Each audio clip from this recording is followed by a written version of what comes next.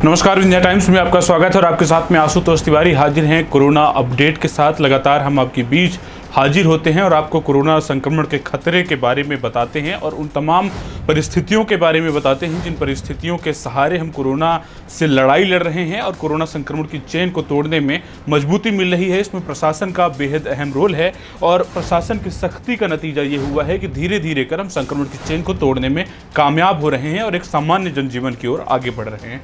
एक बार फिर से रीवा में 19 कोरोना नए संक्रमित मरीज मिले हैं। हालांकि जो हैरान करने वाली बात यह है कि संक्रमित मरीजों की तादाद तो तेजी से घट रही है, संक्रमण का दायरा तेजी से घट रहा है, लेकिन इसके बावजूद मौतों का सिलसिला उसी तरह बरकरार है। एक बार फिर से रीवा में 3 कोरोना संक्रमित मरीजों की मौत हुई है, जो हैरान कर देने वाली खबर है, क्योंकि जिस तरह से कोरोना संक्रमित मरीजों का आंकड़ा दिन प्रतिदिन अब घटने की ओर है, घटने की दिशा में है, वहीं अभी भी होने वाली मौत चौंकाने वाली है।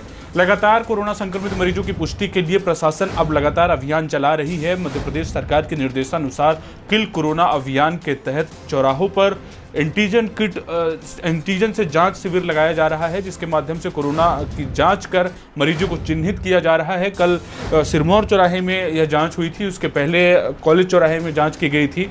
लगातार प्रशासन पूरी मुस्तैदी से इस बात पर काम कर रही है कि उससे अब किसी भी प्रकार की चूक ना होने पाए।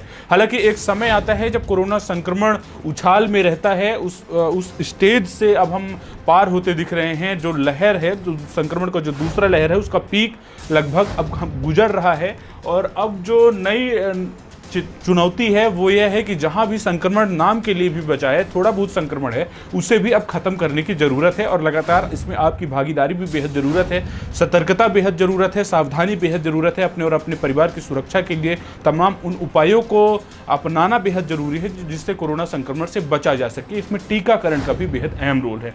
कोरोना संक्रमित मरीजों के मिलने का सिलसिला अभी भी जारी है। आपको बता दें कि आरटी-पीसीआर से जो जांच की गई थी उसमें से 11 कोरोना संक्रमित मरीजों को चिन्हित किया गया है। वहीं एंटीजन किट से जो जांचें हुई थी उसमें 8 मरीजों को चिन्हित किया गया है।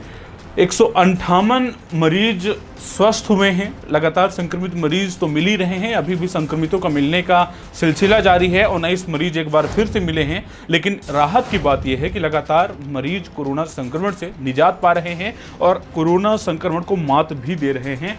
158 मरीज स्वस्थ हुए हैं। अब इसके अलावा यह भी बात करना बेहद जरूरी है कि आखिर अभी जितना भी संक्रमित मरीज मिल रहे हैं वो कहां से मिल रहे हैं और संक्रमण का खतरा कहां बरकरार है, कहां हमें ज़्यादा ध्यान देने की जरूरत है। प्रशासन माइक्रो कंटेनमेंट जोन बनाकर अब संक्रमण की पुष्टि जहां हो रही है वहां पर तमाम सख्ती करके संक्रमण को खत्म करना चाहती है। इस दिशा में प्रशासन ने बहुत बड़ा रोल निभाया है। इस दरमियान सबसे बड़ी बात यह है कि जो जिले में संक्रमित मरीजों की तादाद है वह रीवा शहरी क्षेत्र के अलावा ग्रामीण क्षेत्रों में अभी भी मिल रही है।